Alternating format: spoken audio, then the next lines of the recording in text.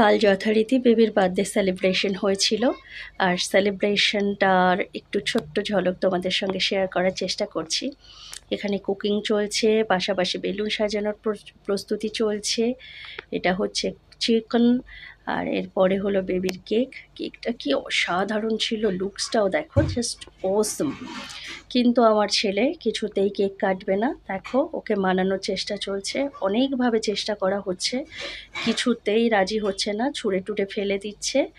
Ultimately অনেক কষ্টে আমি ব্যর্থ হয়ে গেলাম। ব্যর্থ হয়ে যাওয়ার পরে এই যে ওর বাবা আসলো, ওর বাবা এবার নিজের কোলে ওকে বসাবে, কোলে বসিয়ে মোটামুটি কেকটা কাটানোর ব্যবস্থা করা হলো। এই যে কেক কাটছে, দেখো কিছুতেই কাটবে না কেক। ও মাই গড!